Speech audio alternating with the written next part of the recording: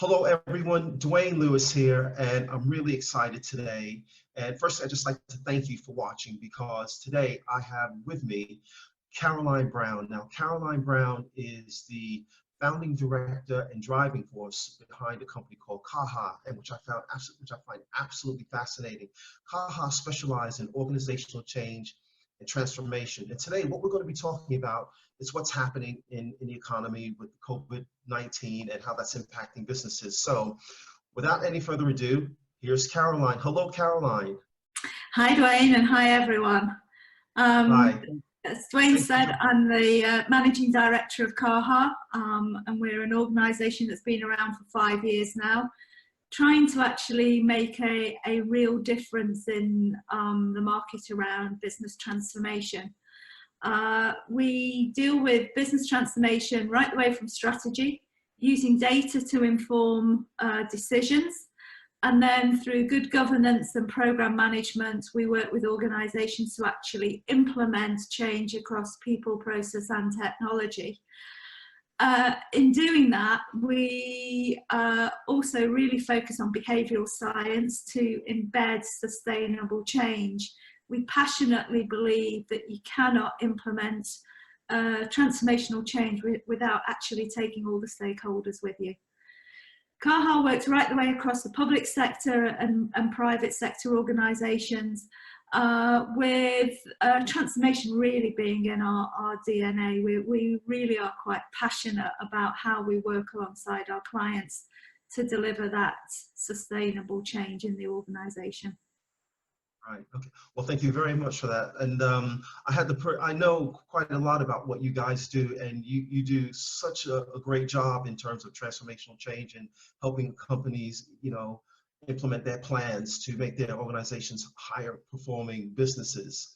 Now, as you know, we've got this COVID-19 pandemic happening in the country, and there's a lot of schools of thoughts on how things should be handled. But what should the focus be for HR directors and HR managers to help support their people, during these very challenging times because of the COVID-19 outbreak? To be honest, Wayne, I think there's never been a more important role for HRDs at this time. Right. As many HRDs will say, they find it quite difficult, I think, to actually sit at the top table when it comes to strategy. But their role absolutely is at the forefront of everything that's going on. Supporting operationally the organisation from a workforce perspective is absolutely critical at this time. Whether it be the strategy around how to deal with social distancing in the workplace, whether it be through arranging and organising for people to work from home, or as importantly, decisions around furloughing, which we know many organisations have had to take over the last few weeks. But it doesn't end there. Every single day I think the HRDs and HR managers are being challenged by questions from the organisation, from the workplace, and really they're at the forefront of having to take some really difficult decisions to keep organisations running. And it doesn't end there. I think HRDs and managers have a huge role, even when people are furloughed or are working from home, in actually, maintaining well-being. I think we all thought we were going to have a great holiday when we started working from home. I think probably everybody knew that feeling on day one, but we're in week 7 now, and I think to maintain high-performing teams in the environment that we're in is a real challenge for all organisations. So HRDs have to be creative, they have to be innovative, they have to continually every day work with the senior leadership team and with employees across the organisation wherever they are at this time, in just keeping that motivation going. It can be done, but it's hard work, and I think you have to face it every single day and find different ways of actually contacting and communicating and engaging with employees either virtually or, you know, if it is in the workforce when everybody's working 2 meters apart, you know, that just brings challenges that we've never had to face before. Okay. Well, thank you for that. And in that context, now, this weekend, I've been reading in the press, I don't know how accurate it is, but, you know, the government are going to be making an announcement on a staggered method or way plan to get us back to some normality. So the question is, you know, what is the advice then for any organization that will be going through that process if they were considering organizational change? What are the considerations that they should be concerned about? Well, I think the first thing is it's the use of the word normality. Do any of us know what the new normal is going to be? Right. And I think because Caja lives and breathes change, I think, you know, we relish that as an organisation, but I know for many people that's a frightening place to be. But my advice is that every organisation should at this time be taking the little bit of breathing space that they still have before they get back into to work, is to actually think about what that new normal can mean for them, and taking the opportunity to actually put things in place now.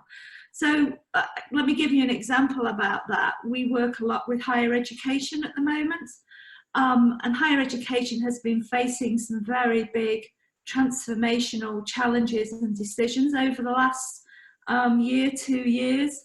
Both from a financial perspective, many universities have found themselves financially challenged, but as importantly, in actually working out what new technology, what new expectations of fee-paying students actually means for them. And those conversations have been going on for quite a while. And literally in the last 6 weeks, most universities have needed to move from classroom education to online education, which has been one of those difficult discussions.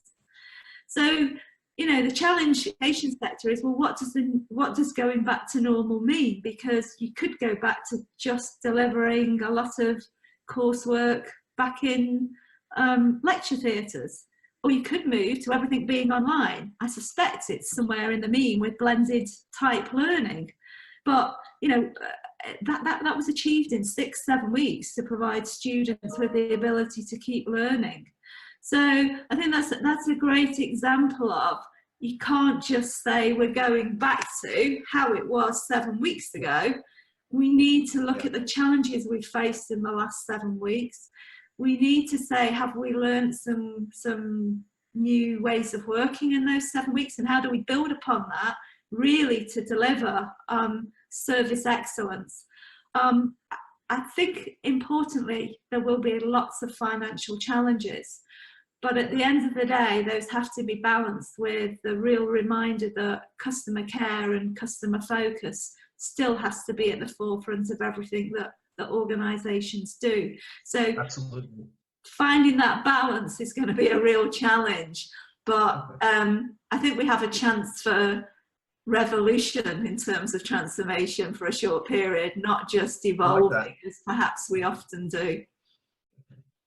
Okay, well, Caroline, thank you very much for that. Let's wrap it up there. And thank you once again for finding time to actually talk to us. I got a feeling that people are going to be getting in touch with you about this. So thank you very much again. You have a good afternoon. Stay safe, stay healthy, and let's chat again soon, okay? Yep, thanks, Dwayne, and good luck to everybody as they get back to work.